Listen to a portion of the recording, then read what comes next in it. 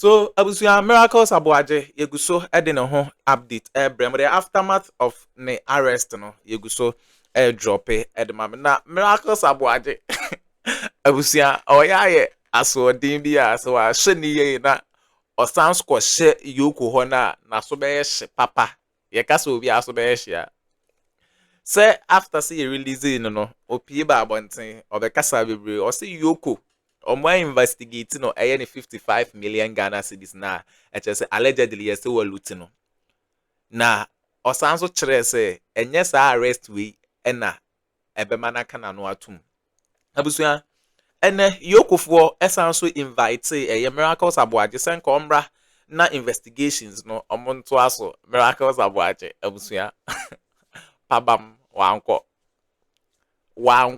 invite na ye invite no abusuya miracles Aboagye anko enti wanko yi pa EOCO eba be so ma then na obeye enti we na black rasta kasa no chese miracles Aboagye EOCO atom nsa friend miracles Aboagye nto bi anko pie mu na de waye no ebesan so akole for ne re-arrest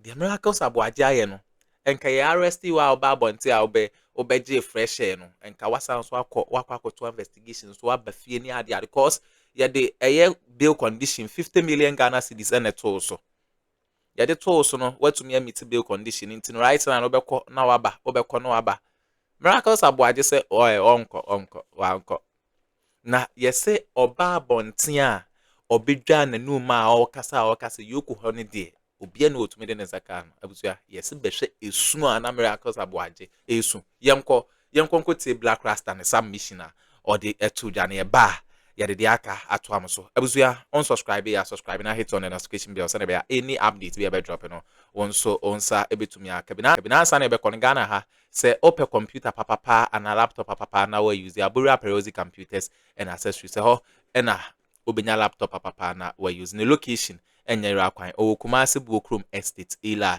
frɛ number na egu screen as embonra yensem e ba yede aka ebeto am. Miracles Aboagye miraculously dodges EOCO again.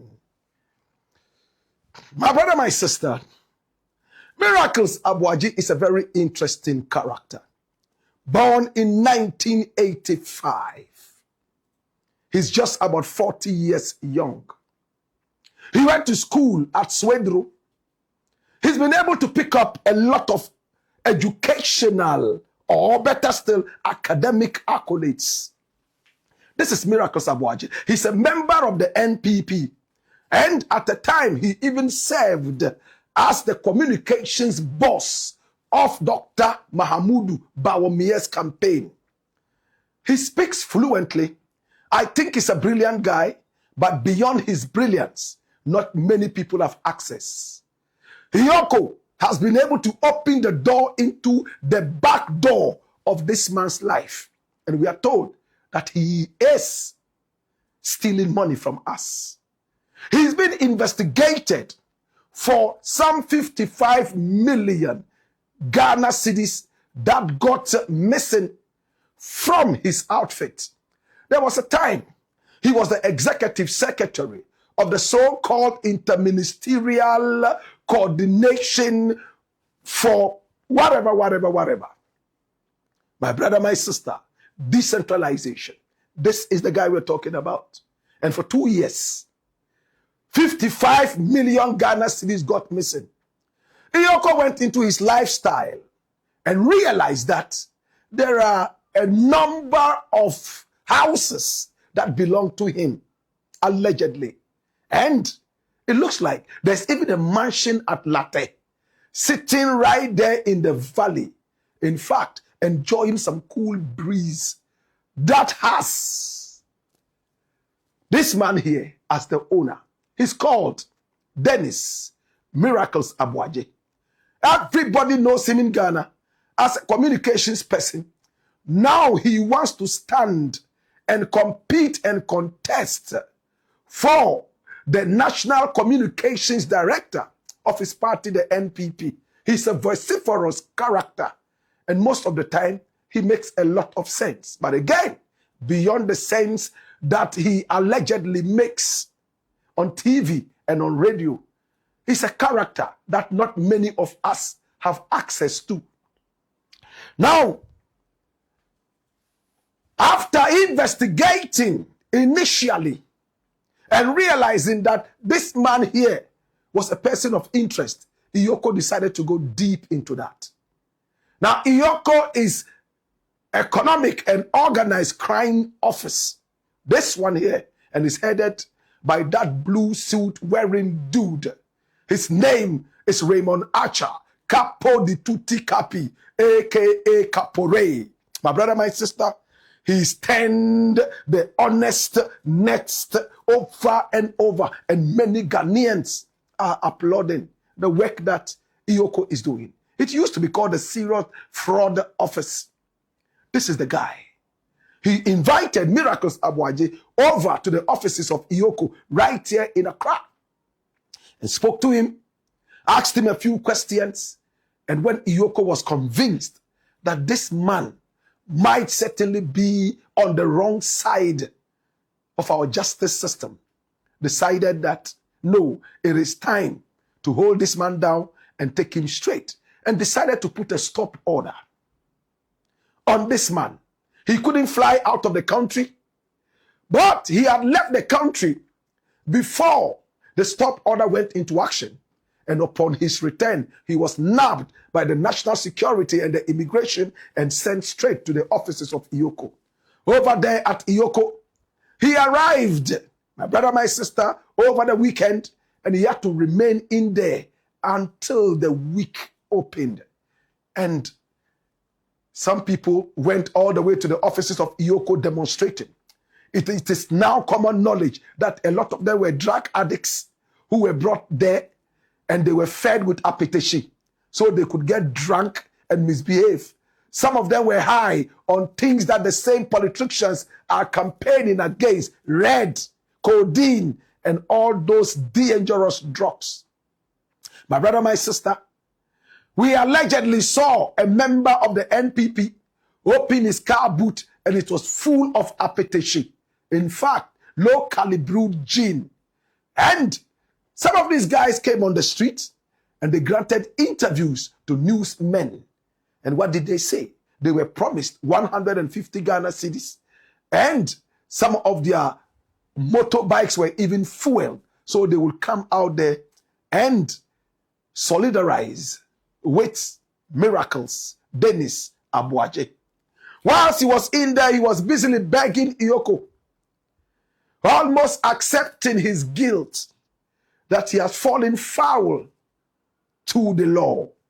And he was looking for a way investigators would deal with him mildly. But upon his release on bail, my brother, my sister, 50 million Ghana cedi bail, he gained his voice back. And he went on radio, went on TV, made a lot of noise in foolhardiness, saying that no, EOCO intended to actually intimidate him. It was a political witch hunt. Yet whilst he was in the offices of EOCO, information reaching me has it that he was like a chicken. My brother, my sister, he pleaded for mercy. He was very humble. In fact, he went wherever EOCO wanted him to go, to all the houses that EOCO wanted him to go to. He went and he told them what EOCO wanted to hear. EOCO found a lot. EOCO, again, is Economic and Organized Crime Office. Then his Miracle Aboagye, upon his release, gained his voice again and went on a talking spree. Today, my brother, my sister, Dennis Miracle Aboagye was supposed to report at the EOCO office for more questioning, but he couldn't make it. Did he refuse to go? He called EOCO and told EOCO, you know what? I will come. Up to 12 o'clock midday, I will be there. Midday came and went away. 1 o'clock, 2 o'clock, 3 o'clock, 4 o'clock. Oh, I am coming. I will come. I swear I will come. 5, we are closing. Oh, so you didn't make it. Miracles Aboagye seems to have dodged EOCO. And the reason could be very simple. After going in there to beg and to plead, all of a sudden he got his voice and went out there raving and ranting. Now he's going back to the same people he was begging. How would they see him? Would they see him like a braggart, a coward? What exactly are they going to see him as? Was he scared that, in fact, the countenance of the EOCO investigators would change after he had gone out there to make a lot of noise as if he was a macho man? He didn't go. But the news is very simple. If tomorrow he does not appear in the offices of EOCO, he will be rearrested. Pure and simple. Or is he looking for a way to sneak out into some hidden spaces? He says the government machinery called EOCO is being used to intimidate him. Yet, when he was in there, my brother, my sister, and realizing that his own accountant had virtually pleaded guilty and started even paying back some of the looted money. And people around this same Miracles Aboagye, who are, in fact, parties to some of the activities that led to the 55 million Ghana cedis getting swallowed up by the whale, like Jonah, also started speaking to EOCO. A lot of people of interest around Dennis Miracles Aboagye have spoken to investigators already, and is pointing to one direction, that Miracles Aboagye probably has no escape route anymore. All he has to do is to do the needful. After the begging and the pleading, what is next? Is it time to ask for a plea deal? Are they going to give him a plea deal? Is he ready to accept his fate? 55 million. So far, 4 houses have been counted, allegedly in his name. 3 of them right there inside Adringono, just behind J.J. Rawlins's house. 1 of them inside Latte, and some others that we can't mention right now. Dennis Miracles Aboagye, in 2 years, he was able to pick up 55 million. I have the details. We can show you the route, how the money came out of the so-called interministerial coordinating whatever. How it meandered its way out of that outfit and went through where, through what, through who, and got to him. 55 million Ghana cedis. Hard-earned taxpayers' money. Money that could have been used to push the progress of this nation. Schools under trees. Boreholes could have been built. Drainage systems could have been built.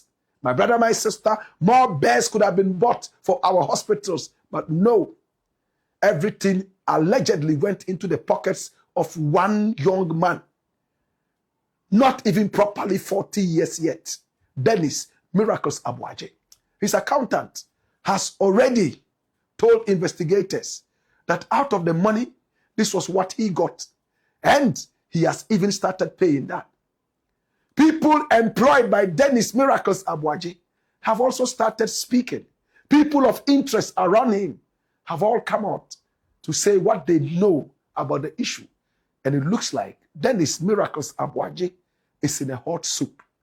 I am excited that Ghana now can stand on its 2 feet and point to a certain blue suit wearing dude by name Capo di Tutti Capi, one Raymond Archer, and his EOCO outfit.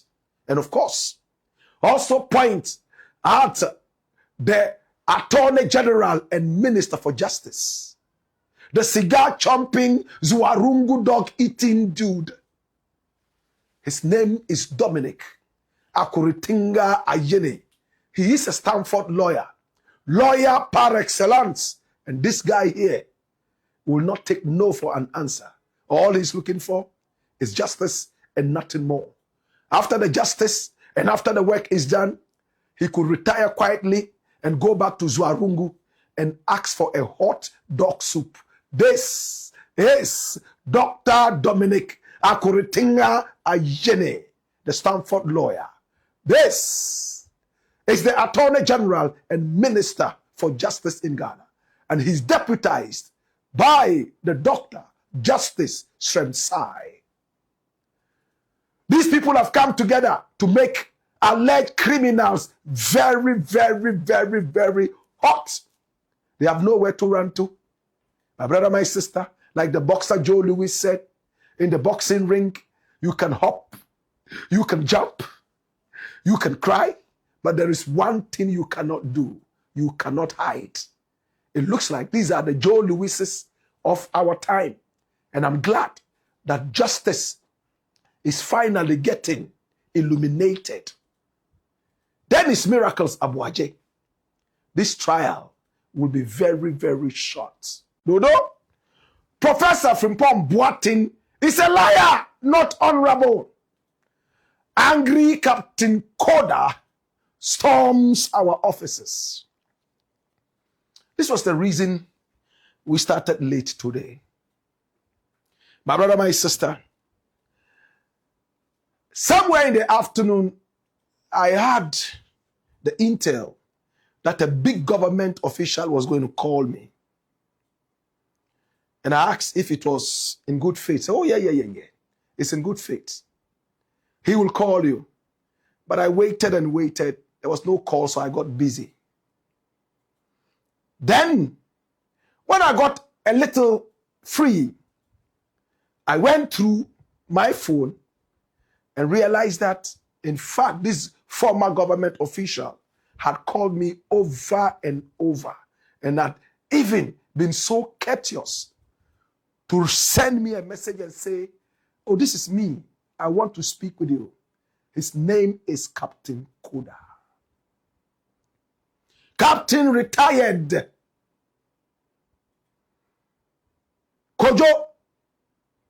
Koda. Full name, Edmund Kojo Koda. How many of us know him? Have you seen him before? Captain retired. Edmund Kojo Koda. He's an honorable man. Have you heard of him before? In fact, he was in charge of the security at the Jubilee House in the days of Nana Addo Dankwa Akufo-Addo. This is the man we're talking about.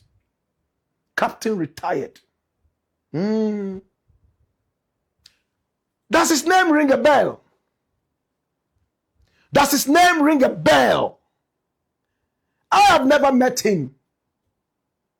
So, I decided that no, Captain Koda is calling me. Captain Koda says he wants to talk to me. Let me give him the respect and call him. And I placed a call to him.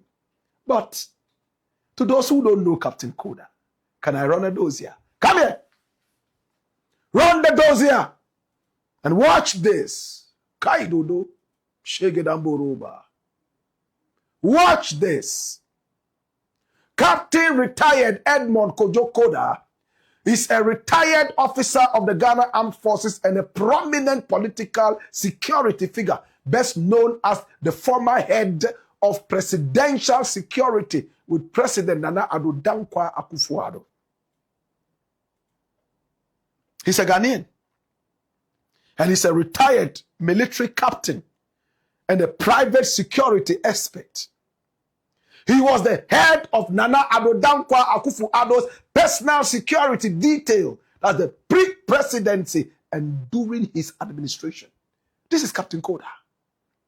Hey, but we all remember him for the 1979 uprising.